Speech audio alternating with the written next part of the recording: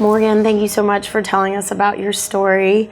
Tell me, when did you first find out that you had rheumatoid arthritis? So I found out about 1.5 years ago, but I've technically had it for about 2.5 years. So at first I was misdiagnosed. I was told that I had carpal tunnel. So I went through countless treatments, different types of injections and shots, and I actually had surgery scheduled.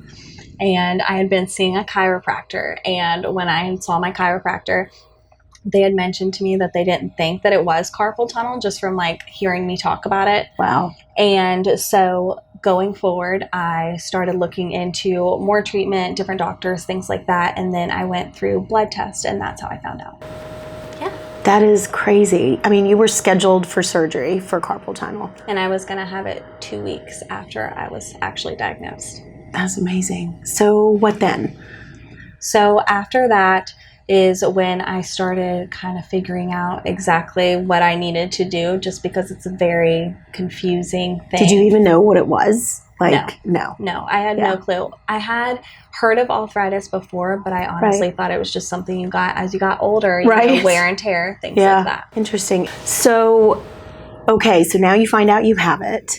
And what did your RA doctor say? Like, what was the next steps? So the next step was when I started seeing my rheumatologist. And when seeing my rheumatologist, she started looking at my mobility and things like that. And for me, it progressed pretty fast. Wow. After about 3 months, they were comparing me to a 70-year-old woman. My movement just wasn't the same. Like getting up off the ground was hard. Putting on even a simple pair of leggings was a struggle. Cooking, cleaning was just super difficult for me. And why did it progress so quickly? Was it environmental? Was it just you were in a stressful part in your life that it flared up more? Like, what was the reason why it developed so quick? Stress of just not knowing anything about it, being so confused, not knowing exactly what to do. And of course, I wanted to figure it out because it's something very painful. Yeah. The fatigue is extremely rough. So it was something I was trying to figure out quickly. So I think the stress just overwhelmed me, and that may have been what progressed it more, but I'm not quite sure. So was there certain things that flared up that causes more flare-ups? Do you kind of know how to read your body now, where you know, like, okay, if I do this is going to cause this? Yes. Tell me about that. I learned with the rainy days are very hard for me. So I'm always going through different routines when it rains, especially. Right. I had to change my diet. So if there's certain foods I eat, I know I'll flare up. Of course, I still give in sometimes. Yeah. But it sucks the next morning and the next day. Yeah, I get it. Exactly. Yeah. Wow. So I mean, I think the good thing is when you actually know what's going on, because I think a lot of people go through life and they don't know where the pain's coming from, you know, and they think they have fibromyalgia, or maybe I have Lyme's disease, or they just don't know. So I think that's a powerful tool when you figure out, like, okay, this is what I have, and now this is what I'm going to do. Yes, and figuring out what works for you. Exactly. So what works for you? So what makes you feel good? Cryotherapy.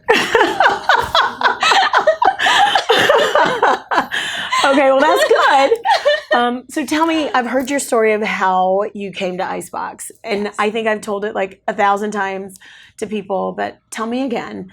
I think your boyfriend had something to do with it? Yes. Okay. So my boyfriend's dad, he works at the Falcons. He's been their equipment manager now for 23 years. And they had put a cryotherapy chamber into the facility, and he raved about it. And it was something I heard that helped inflammation, but I never really knew if it would work. And of course, you know, just fear of the unknown. Yeah. So I started looking into it, and my boyfriend was actually the one more so researching it, because I had heard about the different types of cryotherapy chambers, and then the fact that it's getting your whole head, neck, and shoulders as well. So that's the reason that I decided to go with Icebox. And going into it, I thought, you know, what's one more thing to try? I had tried so many different things, whether it was food, exercise, just different types of like practices and things like that. So when I found cryotherapy, I had done it about 5 or 6 times before I really started noticing the difference. And that was doing it every day for a week. Wow. And it made the world of difference for me. At first, it was like my mobility, just being able to move a little bit easier, not having such a hard time getting up in the mornings and stretching and just daily walking. And then once I noticed that difference, I was hooked. Did you in the beginning think like, wait a minute, this can't be right? I mean, that's how I was the first time I tried cryo. I was like, it's in my head. This is not really making me feel better. Yes. And then the more and more I did it, I was like, oh no, it is working. Yes. It's really, you know, it fixes inflammation. So yes, which kind of weirded me out as it was happening. Like the more I did it, I just would think about it so much and be like, wow, this really works. And I was just shocked every time, you know, feeling the difference that it would make. yeah, that's great.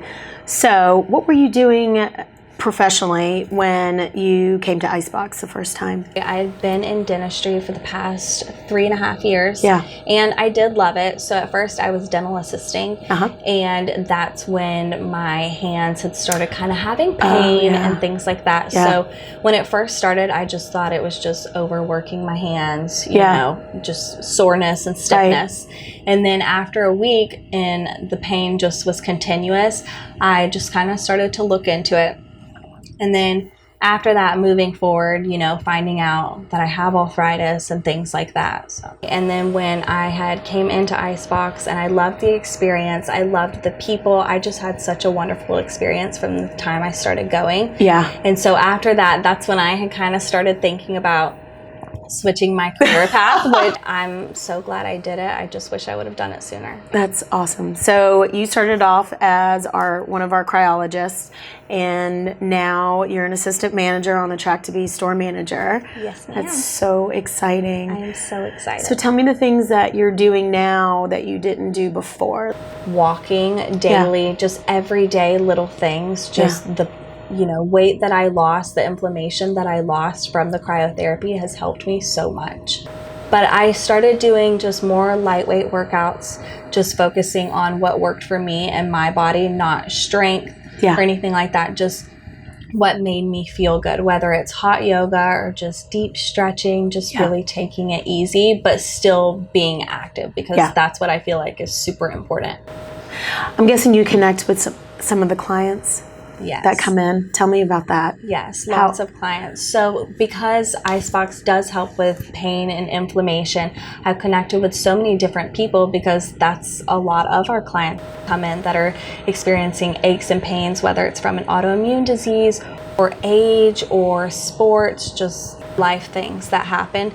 So it's really nice to connect with people, because before coming to Icebox, I never felt relatable. That was always my biggest thing with my friends or my family, just the people that I was around, because no one understood what I was going through. That chronic pain, like the terrible fatigue, everything about it. So being able to connect with other people that have those problems is amazing, one, and two, it's amazing being able to help them and make them feel better when they leave. Yeah, I think it's for me, I spend a lot of time in PT offices. So I would or chiropractor offices, and it was just me and another person, right? And then with Icebox, I feel like it's a community of people that we can like openly talk about our pain and what we go through in different, modalities that everyone's trying to fix ourselves naturally. And I love that. But I think it's amazing, because there's constantly clients that are sitting on Normatec and that will have similar issues, and they start talking and they connect,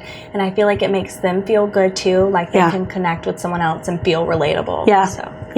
That is awesome. I love hearing that. So I hope you realize how many people you actually have touched because of that, or or that you've impacted people to keep trying. And I think that's what Icebox is about, is just to keep trying to find ways to heal ourselves. Yes, it is such a gratifying job at the end of the day. I feel so good, because everyone walks out of there feeling better. So I know it's we make people feel happy. Yes, it's the most gratifying job. I never feel bad about it. I know. I don't even feel like it's a job sometimes.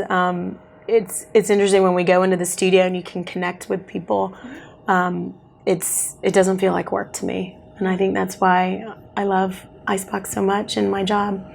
That's great. Well, thank you so much for telling us your story, and we're so lucky to have you part of the Icebox family. Thank you so much.